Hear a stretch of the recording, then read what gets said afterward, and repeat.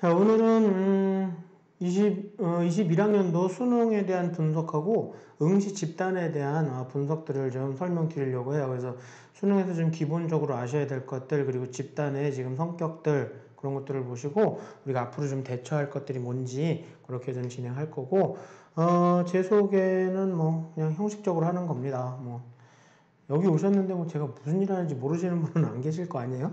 그렇지 않나? 그래도 친절하게 네, 이런 일들을 하고 있었죠. 자, 전년도 수능 경향을 좀 보세요. 제가 전년도하고 전전년도를 같이 좀 비교 분석을 해놨거든요.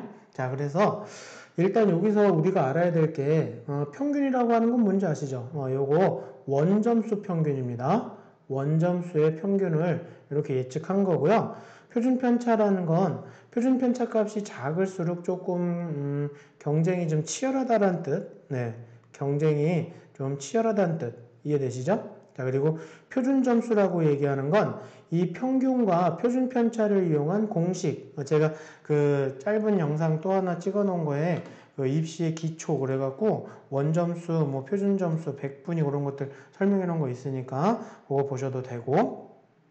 그래서 일반적으로 평균 값을 좀 보시면요. 보통 25 정도가 그냥 적절한 표준 편차가 그 정도. 그 다음에 평균은 한 55 그 인근 그 근처가 이제 그냥 평균적이다라고 얘기를 하는데 일단은 표준 편차가 좀 작은 편이죠. 그렇죠? 네.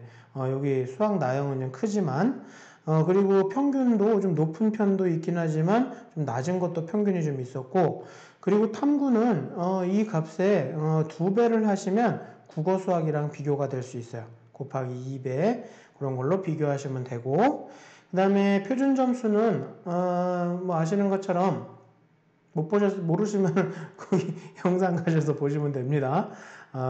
평균은 빼주는 거잖아요.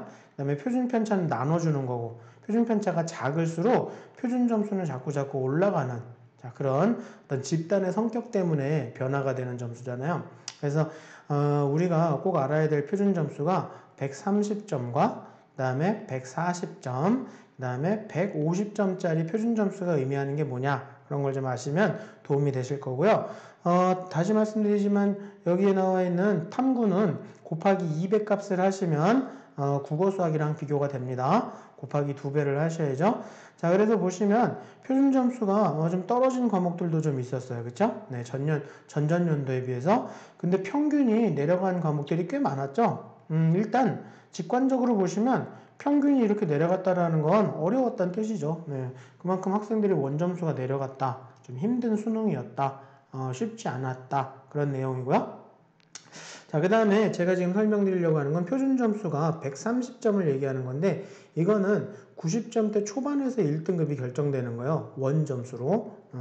원점수로 90점대 초반. 그러니까 어떻게 보면은 한 2개나 3개 오답이어도 3개의 네, 글씨 진짜. 이 조금 쓰다 보면 좀 나아지는데 처음엔 겁나 못 써요. 그게 그건가요? 네. 이 정도 2-3개의 오답이면 그래도 1등급을 받을 수 있는 그래서 제가 왜 130점 말씀드리냐면 변별력을 갖췄다라고 하는 기준이 바로 130점이에요. 그러면 130점이 안 된다. 120점 근처다 그러면 변별이 안 된다라는 거잖아요. 130점보다 내려가면 그래서 뭐 이렇게 이런 거 작년에 뭐 한국지리, 뭐 세계지리 이런 건 변별이 안 된 거죠. 어떡할 거야. 네. 물리원 128점, 그 다음에 물리2 네, 124점 이런 변별이 안 되는 거예요. 그래서 제가 이런 말씀을 드리는 게 수능이 쉬워야 학생들한테 좀 더 부담이 덜하다. 맞죠? 부담은 적겠죠? 원점수는 잘 나오겠지. 근데 대학은 원점수로 가는 게 아니다라는 거예요. 표준점수와 백분위와 등급이 필요하다라는 거거든요. 근데 이건 상대평가라는 얘기지. 어려우면 나만 어려웠던 게 아니라 전체적으로 다 어렵기 때문에 표준점수랑 백분위는 그런 게 어느 정도 보정이 될 수 있다라는 거. 그래서 변별을 갖췄다라고 하는 건 그런 보정이 되고 어느 정도 적절하게 상위권과 중위권, 중하위권이 나눠질 수 있는 그런 정도의 기준? 그러니까 약간 좀 어려워야 된다는 뜻입니다. 하나 틀렸는데 막 물리2 하나 틀렸는데 막 3등급으로 떨어지잖아요. 2등급이 없어졌어요. 증발돼 버렸어요. 세계지리도 너무 쉬우니까 이것도 50점 만점이 1등급, 하나 틀리면 3등급. 그리고 또 여기 파란색으로 표현해 있는 과목들은 대부분 평균이 좀 높고 표준 편차가 좀 큰 편이라 이런 친구들은 다 50점이 1등급이었어요. 50점이. 세계지리랑 물리2는 증발까지 돼버리고 2등급이. 그러니까는 1등급이 11%가 넘고 4%가 넘어버린 거예요. 1등급이 4%까지인데. 그러니까는 2등급의 기준이 11%까지 넘어버린 거죠. 그러니까는 다 맞아야 1등급이고 하나 틀리는 47, 48점만 돼도 11%가 넘어서 버리니까 3등급으로 떨어지는. 그래갖고 최저를 못 맞추는 친구들이 작년에 굉장히 많았었거든요. 그래서 올해 아마 그건 그 친구들의 잘못이 아니에요. 그래서 저도 좀 마음이 아프긴 한데 그 친구들이 재수를 좀 많이 선택하는 것 같아요. 그래갖고 이렇게 쉬운 수능이 돼서 변별이 안 돼버리면 재수생도 많이 생길 뿐만 아니라 특히나 상위권 재수생들이 좀 생길 수 있다라는 거. 그래서 제가 보기에는 쉬운 수능은 썩 학생들한테 좋은 게 아닌 것 같습니다. 그래서 적절한 난이도를 갖춰야 될 것 같고, 작년 같은 경우 코로나 고3이다 그래갖고 막 불쌍하다, 쉽게 내라 막 그래서 특히 사탐에서 이렇게 무너졌던 것 같거든요.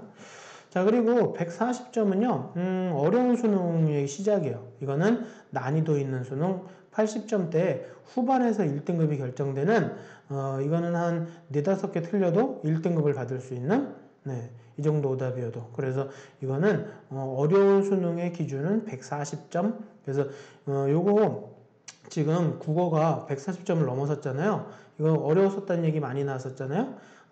재작년에도 좀 어려웠었고, 자, 그리고 150점은요, 80점대 초반에서 1등급이 결정돼요. 그래갖고 이거는 한, 7, 8개를 틀려도 1등급을 받을 수 있는 이때서부터는 핵 마그마 수능인 거죠. 그래서 어마무시하게 어려웠던 거죠.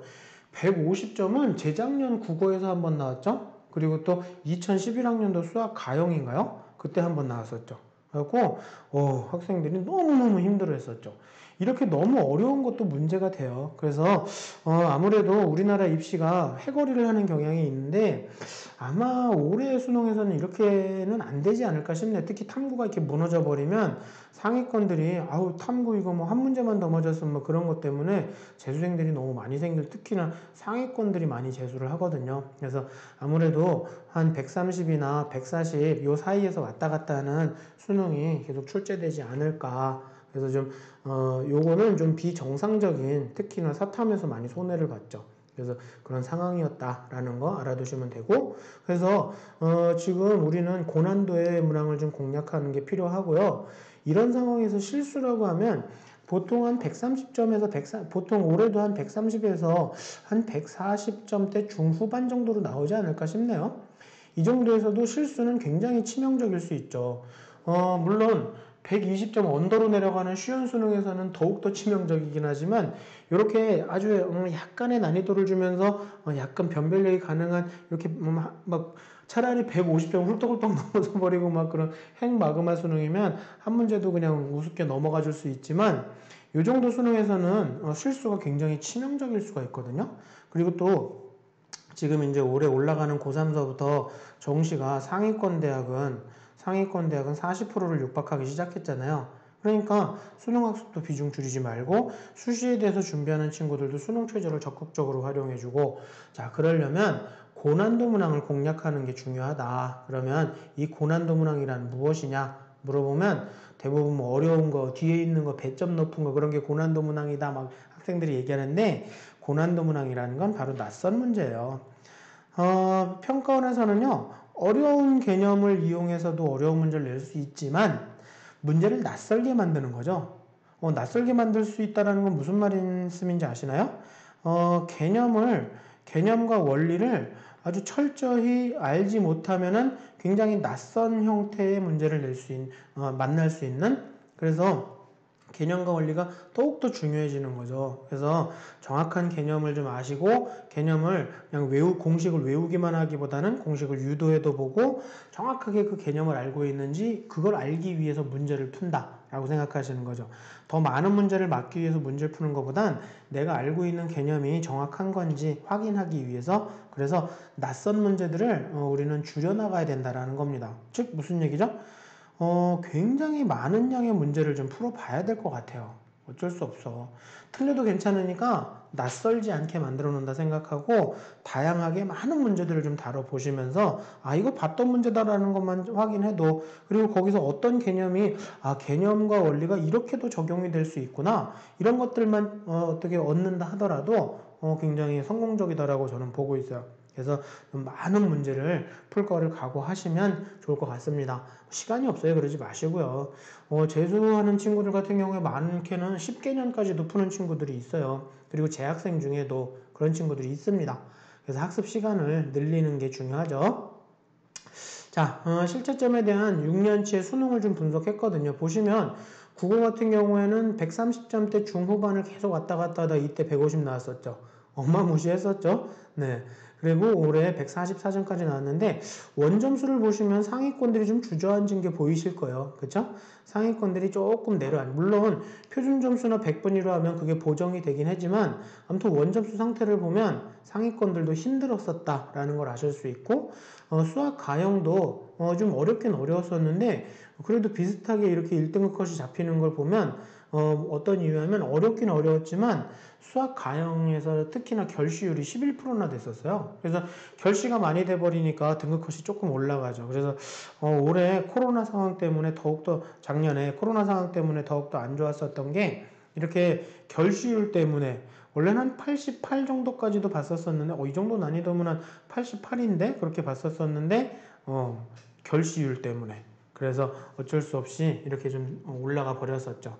자, 그리고 수학 나형은요 만점자가 엄청 많이 나왔었죠. 올해 작년에 비해서 조금 쉬워졌다 하니까 만점자가 많이 나왔어요. 그리고 상위권들이 좀 두터웠죠. 근데 이 중하위권들은 그냥 그만 했었던 것 같습니다. 그래서 전체적으로 좀 몇 년 동안의 수능에서 어떤 상태를 좀 보면 상위권들이 국어가 좀 많이 주저앉아 있다라는 거 보이실 거예요. 그렇죠? 상위권들이. 그래서 이 친구들이 좀 재수에 대한 생각들을 많이 하는 것 같고, 수학 가형도 최상위권, 극최상위권들은 어느 정도 유지를 했지만 상위권들이 좀 주저앉아 버렸어요. 네, 그래서 이 중상위권을 포함한 상위권들이 살짝 내려앉은 모습 보실 수 있고, 그 다음에 수학 나형은 도대체 좀 종을 잡을 수 없는 상황들, 올라갔다 내려갔다. 무슨 말씀이죠? 그만큼 불안정한 상황이라는 얘기잖아요. 그러니까 어떻게 보면 그런 불안정한 상황이다라면 조금만 공부하면 성적이 또 쉽게 오를 수도 있는. 그래서 올해는 선택 과목이긴 한데 아마 확통해서 이런 모습이 보여지지 않을까 싶네요. 확통해서. 그래서 확통도 조금만 좀 공부를 좀 해주면 성적 올리기가 그다지 어렵지 않을 수 있겠다. 그리고 또 등급 간의 격차도 좀 늘어나고, 앞으로는 준킬러가 더 중요했었잖아요. 작년부터 슬슬 보여줬잖아요. 킬러 문제보다는 준킬러가 난이도가 살짝 올라가면서 좀 힘들게 했었죠. 그래서 킬러 문제가 보통 20일, 수학 같은 경우에 20일, 29, 30인데 그 중에 좀 2개 틀린다 그러면 92점, 그리고 뭐 3개 틀린다 그러면은 뭐 80점대 후반, 그렇게 했었는데 도리어 킬러들은 맞추고 준 킬러에서 그 근처에 있는 문제들, 거기서 이렇게 틀리는 친구들이 자꾸 나오더라고요. 그러니까 아무래도 준 킬러의 난이도를 조금 더 주는 것 같고, 실수를 일부러 유발시키는 것 같고, 한 문제의 힘은 점점 더 커지는 것 같고, 그리고 또 지금 고등학교 이제 3학년 올라가는 친구들이 수능에 대해서 경시풍조가 아직은 유지되는 것 같아요. 제가 이 말씀 왜 드리는지 아시죠? 이럴 때 공부하는 거죠. 남들이 수능 좀 등한시할 때 조금만 공부하면 좀 더 유리해질 수 있는 그런 상황이 오니까 좋은 상황이다. 그래서 수능 공부 좀 하자. 그 얘기입니다. 그래서 개념 정리하고 기출 N회독 굉장히 중요한 거죠. 그래서 나중에는 제가 기출 N회독이 뭔지도 좀 설명을 드리도록 하고요. 여기서 간단히 설명드리면 기출 N회독은 일단 실전처럼 문제 푸는 거, 실전처럼, 그리고 오답 분석 시험지 만드는 거, 오답 분석 시험지 만들어서 시험지, 뭐야 글씨가 이게 오답 분석 시험지 만들어서 쉬는 시간에 목독으로 복습하고, 그 다음에 나중에 재응시해 보는 거, 똑같은 문제 다시 한번 풀어보는 거, 이러면서 계속 반복하는 거, 이걸 말하는 거예요. 자, 그러면서 오답 분석 시험지 만들면 당연히 개념 정리되는 거죠. 국어의 분위기를 보시면 재작년 국어 조금 어려워지니까 아주 아름다운 정규 분포가 나오잖아요. 이러니까 변별이 됐다라고도 얘기하고, 상위권의 인원수가 굉장히 적어지니까, 상위권의 인원수가 적어지니까 올해 국어가 변별을 해줘서 상위권들이 그렇게 극치상위권, 특히 극치상위권, 특히 의대 가려고 하는 친구들 그다지 치열하진 않았다라는 그런 얘기들도 있었죠. 그래서 일단은 변별력이 확보됐었고 상위권들이 좀 줄어들긴 했어요. 그래서 좀 이렇게 국어 때문에 갑자기 황당한 그런 상위권들이 올해 재수를 좀 많이 하는 것 같고 좀 변별을 위한 낯선 문항들이 좀 많이 나왔었던 것 같고 그리고 또 결시율 아까도 말씀드렸지만 결시율이 좀 심했었거든요. 그래서 이과가 11%나 됐었어요. 이렇게 많지 않았거든요. 그래서 전년도에는 11.7%인데 14%나 결실이 됐어. 그래서 등급 하락이 되면서 최저 미달자가 늘어났거든요. 그래서 수시에서 정시로 2월 되는 친구들이 많아서 58%나 늘어났어요. 재작년에 비해서. 그래서 올해 정시 대박이었죠. 그래서 앞으로도 좀 정시도 해볼 만한 그래서 최상위권들은 유지가 됐지만 중위권이나 중상위권이나 상위권들이 좀 하락하는 그런 패턴이 돼서 정시도 좀 해볼 만한 상황이지 않냐. 그래서 좀 어수선한 분위기이기 때문에 성적 오르기도 그다지 어렵지도 않고 볼만하다. 그래서 정시에 대해서도 좀 신경을 쓰시는 게 좋을 것 같습니다. 자, 수학 가형은 역시 자연계 친구들은 수학을 잘했죠. 전전년도에 이렇게 이쪽이 많이 몰려 있었는데 조금 어려워지니까 약간 어수선해지는 느낌, 살짝 내려가는 느낌 보이시죠? 여기 색깔 있는 게 1등급 컷, 2등급 컷, 3등급 컷, 4등급 컷 5등급 컷, 6등급, 7등급, 8등급 컷이에요. 그래서 전체적으로 조금 내려가는 추세도 좀 보였고 상위권들이 약간 듬성해지면서 이쪽이 좀 많이 몰려있는 그래서 살짝 어려워지니까 이런 분위기가 나타난다라는 거. 그래서 일단 전반적으로 수학 가형은 좀 우수자가 좀 많았고 특히나 수학 가형에서 그렇지 않아도 인원수가 적은데 결시율이 올라가니까 조금 손해보는 그런 분위기도 있었고 그래서 아무튼 조금만 어려워져도 이렇게 상황이 확 변한다라는 거. 그러니까 조금 어려워졌을 때 잘 보면 되게 유리해지는 거 맞아요. 그렇죠? 자, 수학 나형은요 항상 이렇게 M자를 그려요. 잘하는 친구들도 있지만 못하는 친구들도 엄청 많은 거예요.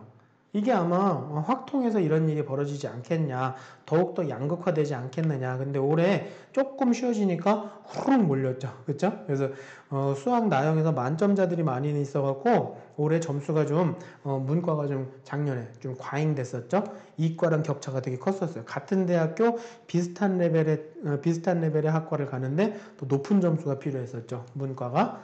아무튼 좀 더 쉬워지는 거는 썩 좋은 분위기는 아닌 것 같습니다. 그래서 전체적으로 이런 분위기고 집단들이 이렇다라는 거. 그래서 결론은 일단은 수능에 대해서는 지금 수능에 대해서 경시풍조가 좀 유지되고 있으니까 이럴 때 조금 더 공부를 해주시면 굉장히 점수가 전 예전보다 점수 상승이 더욱더 용이할 거다라는 거. 네. 그리고 조금만 어려워지면 난이도가 조금만 올라가도 집단이 되게 이렇게 점수들은 대부분 후두둑 떨어지기 때문에 이럴 때를 위해서 우리가 개념과 원리 정리를 좀 잘 해놓자 그런 내용이에요. 그래서 개념과 원리가 굉장히 중요하고 그리고 또 고난도 문항 즉 낯선 문제들을 좀 줄여나가자라는 치읓자를 이렇게도 쓸 수 있네? 이렇게 하고 이렇게 나 글씨 진짜 고난도 문항들을 좀 많이 풀어봐서 앞으로 좀 많은 양의 좀 문제를 풀어보면서 이것과 병행해서 개념 정리하시면서 기출 내내독 하자. 그렇게 지금 벌써 기출들을 학생들의 그 선택 유형에 맞게 벌써들 출판사들이 발빠르게 만들기 시작했더라고요. 그래서 그거 보시면서 좀 해두시면 좋을 것 같습니다. 틀려도 괜찮으니까. 그래서 많은 문제를 좀 풀어보자. 그런 내용입니다. 자, 오늘 설명회는 여기까지 하도록 하겠습니다. 네, 수고하셨습니다. 짧게. 네, 감사합니다.